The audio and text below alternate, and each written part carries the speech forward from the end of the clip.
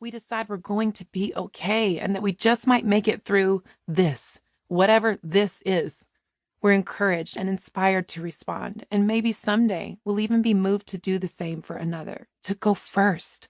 I've told many of my stories, sometimes as a response and sometimes as a risk, but it's nearly always been worth it. Except for one time on a Christian television show. I'll tell you about that later, but for now, if you've never had a sister go first, may I go first with you. Because I believe you've got the makings of a truth teller. I believe you've got some stories to tell, some hard-earned wisdom we need. So here we go, my story. I found out I was pregnant the first time in a Texaco gas station bathroom.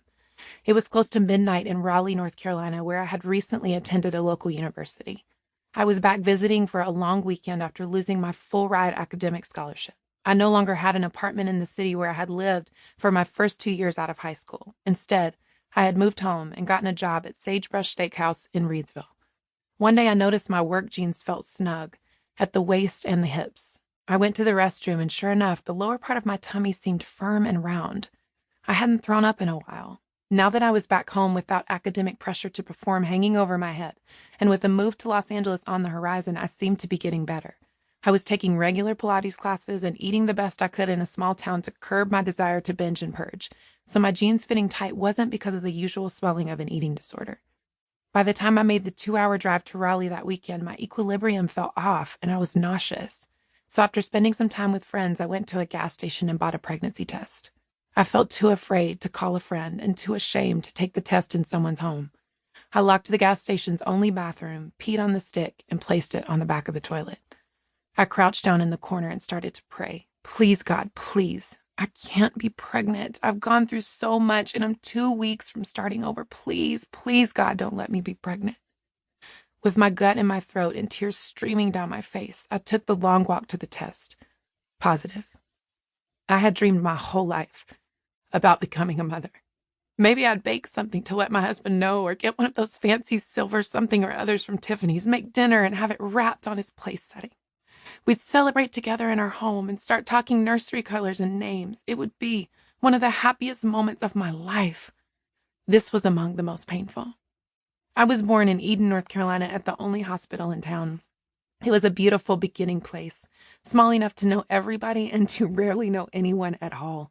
We all had secrets because that is what humans keep, and as sweet as my childhood was, perhaps the skill I retained best was masking my pain. I don't fully understand why I felt compelled to hide, to retreat deep inside myself, to swallow every hurt and wound and keep myself from burdening others, but I did. I don't have anyone to blame. Still, we all make choices based on our context, on what has shaped and informed us, and until we know different, we do the best we can with what we have. I don't know if it's like this everywhere, but in the South, we are raised to tell the truth. And most of the time, that means telling it like it is, about other people. That girl is homely. Honey, he is as mean as a rattlesnake. I told her he's a low-down, dirty scoundrel, and he's dumb as a brick, too, but she don't listen. Well, you know she ain't the sharpest tool in the shed. That teacher is busier than a one-armed wallpaper hanger. She makes me a nervous wreck. There's a small exchange, and it often starts with, well, you know, and ends with, bless her heart, which is no kind of blessing, let me tell you. Hand over heart, I have howled at these hilarious sayings while secretly creating characters for a future novel. But growing up, I had no understanding of the power of words.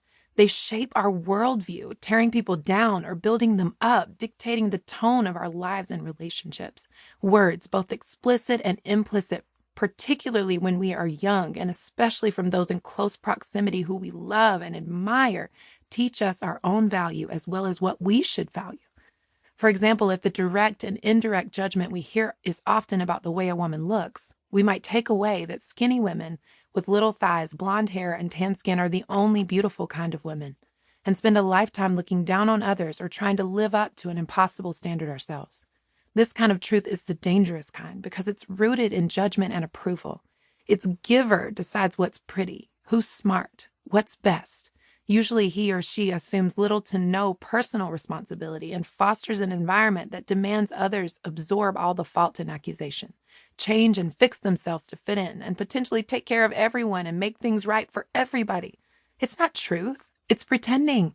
Pretending to be sweet, pretending not to be controlling, pretending to be perfect. All hail the know-it-all or the silent manipulator or the dominant.